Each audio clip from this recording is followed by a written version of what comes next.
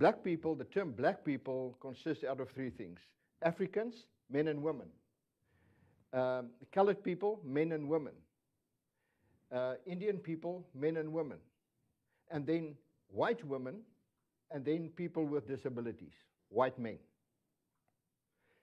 What that means is that type of person in South Africa has no employment rights. They cannot be employed above a certain level. There's a ceiling for them, but they don't have to be employed.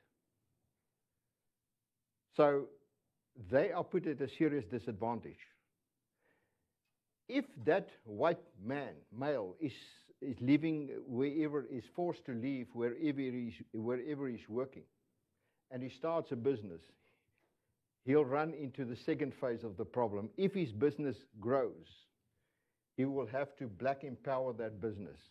In other words, if you want to do business with the state, or perhaps with a big business that wants to comply with BEE, you will have to give away 51% of your business. So you can't find a job and you can't own your own business. That's... Guys, so I'm actually visiting Prague this weekend in Czechoslovakia, and really beautiful city. I've been walking around, taking some really interesting walks. It's somehow really able to attract tourists. There's so much tourists in Prague, and so really beautiful. You know, like I promised you guys, I will be presenting this speech by Gerhard Papenfuss at this Hudson Institute discussion, where the Hudson Institute invited Gerhard Papenfuss, the Jager, that's his name, and then also Corne Mulder, to sort of like analyze South Africa from the eyes of the Afrikaners. And I think the topic, the title was really interesting because, you know, like I usually say, South Africa is really made up of these minorities. And sometimes I think one of the missing pieces of the argument is that we're not able to see South Africa from the eyes of the minorities in South Africa. And so this is one perspective. I think I really enjoyed the title as it was titled on the Hudson Institute's website, you know, analyzing South Africa from the eyes of the Afrikaner. So Gerhard Papenfuss, who is the NEASA, National Employers Association of South Africa boss, executive. I think he is introduced as both the founder and the CEO also. Bro, he has a lot of things to say about the ANC. For me, it was really shocking. But anyway, at first he actually argues that, you know, the ANC is, there are four powerful words he uses. He uses a communist. He says the ANC is a communist, socialist, nationalist, Marxist movement. Bro, that's really heavy, and I really don't think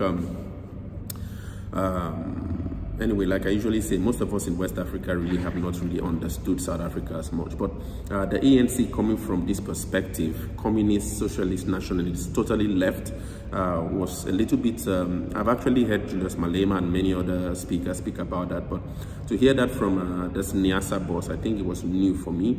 And he actually argues that one of the things that complicates the leadership of the ANC is that they combine these ideologies. So in other words, if I would argue communism, socialism, nationalism, and Marxism in policy. And so one of the basic arguments he has is that these policies have now sort of like given birth to the likes of, you know, BEE, employment equity. He has actually a lot of things to say about employment equity. But one thing that actually stuck to me was how he actually argues that, you know, because of the way BEE is designed to sort of like appropriate certain, you know, affordances to those who have been termed designated. He argues that, you know, what, and this was the funniest part for me, he argues that in terms of black economic empowerment, black doesn't necessarily simply, you know, categorize only the black South Africans, but he argues that it actually even involves or puts into that whole connotation white women and then disabled. In other words, the black was actually, the term black is actually almost complicated in what BEE means. while he argues that BEE sort of like in a way has a major target on white males in South Africa in what he calls, sort of like a systematic oppression, so to speak, against white males, where he thinks that white males are sort of like castigated. In other words, they're not able to get a job, then they're not able to start a business because, or probably grow a business. They could start a business but not be able to grow a business, because the moment the business starts to grow, he argues that it's, expected that a major part of that business must be there's an interesting word he used that a part of that business must be I don't want to say BEE'd, but anyway, part of that business has to be given away. And then he argues that BEE, employment equity, is also killing South Africa, killing the economy of South Africa. He argues, one thing I actually thought that was really interesting was that he actually tries to really explain why it is that despite all of this oppression, the Afrikaners in South Africa seems to still be, successful. That was his word. Although I've spoken to a lot of Afrikaners who actually still think that the successful might not be a word to describe them in South Africa.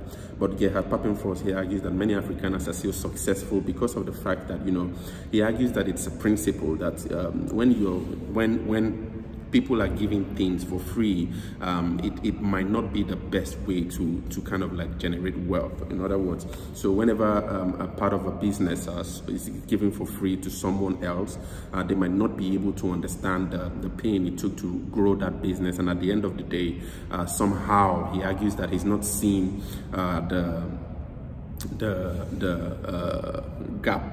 equality gap, especially among blacks, reducing. He actually thinks that BEE seems to be expanding the inequality gap among black people, and so that's a major contradiction in how he tries to really argue, especially when he says that the very tool that was deployed to redress the injustices of the past seem to be keeping black people, especially in poverty, and that the only way to fight poverty is not a shortcut in what he thinks that this whole thing with BEE and giving a part of a business for BEE.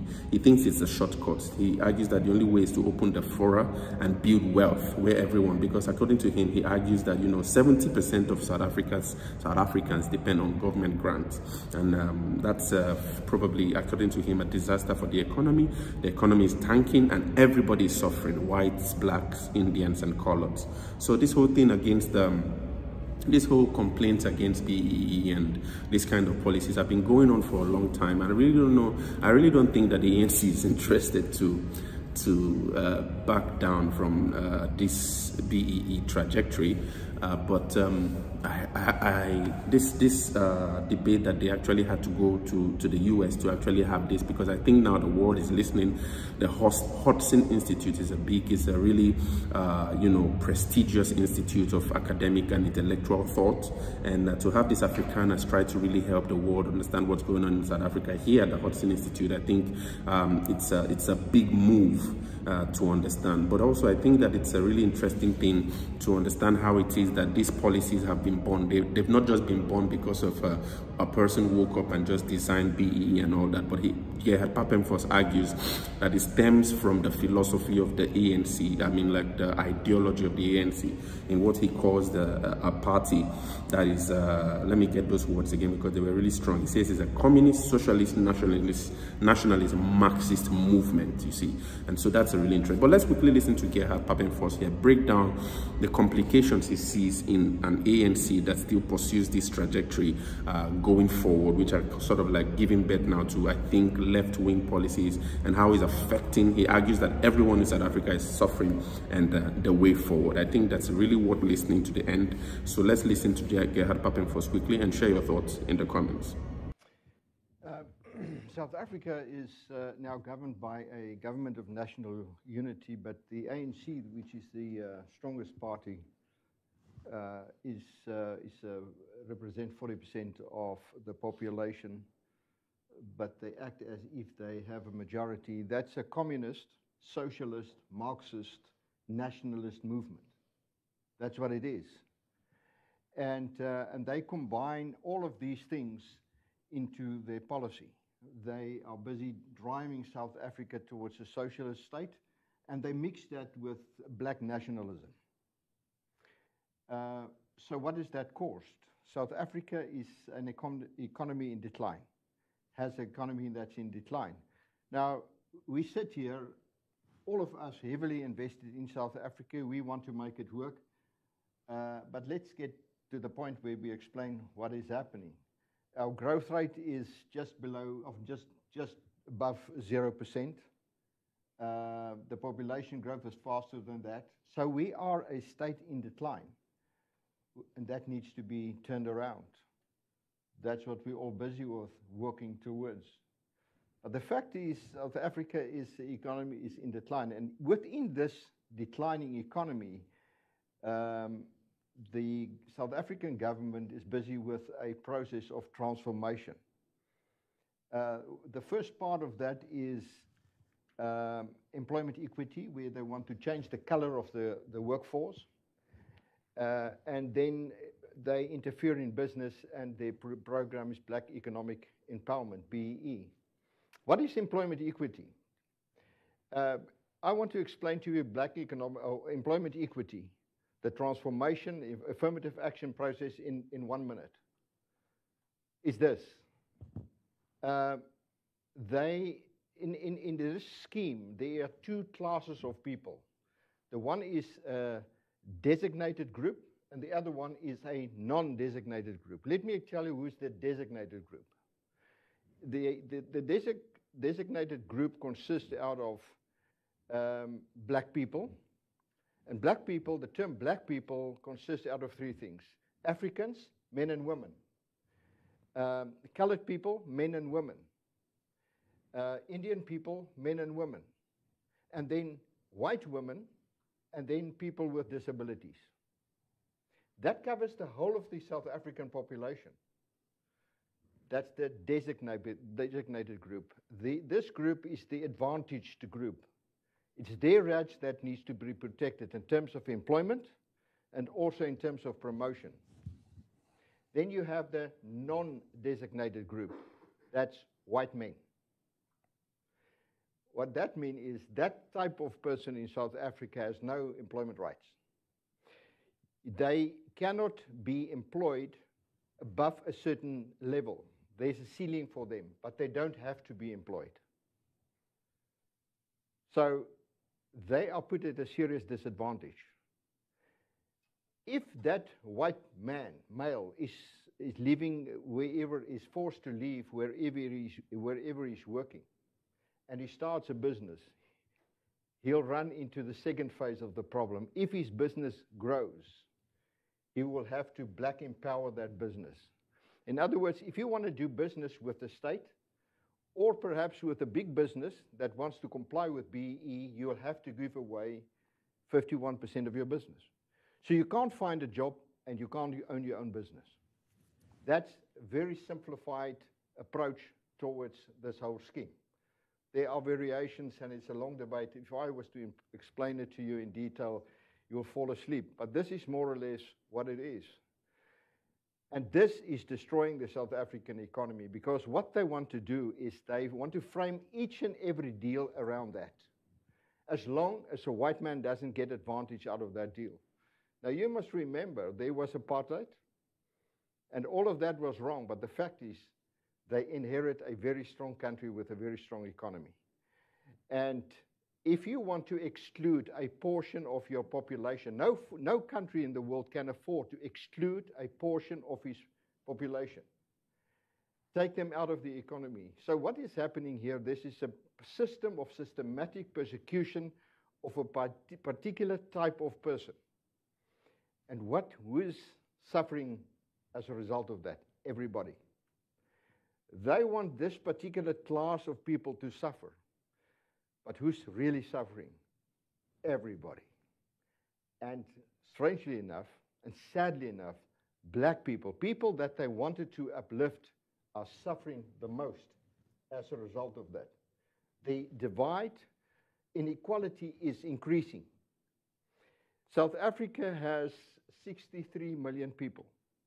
47, and if I'm a million out, 47 million people are the people over 18.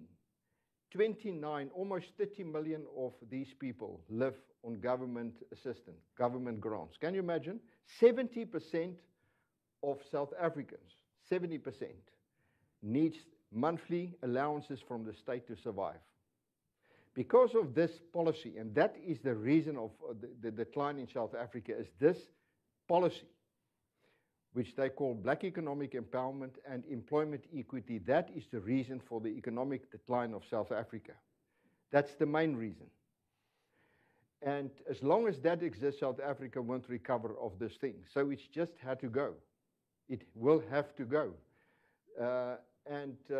This is the fight that lies ahead of us.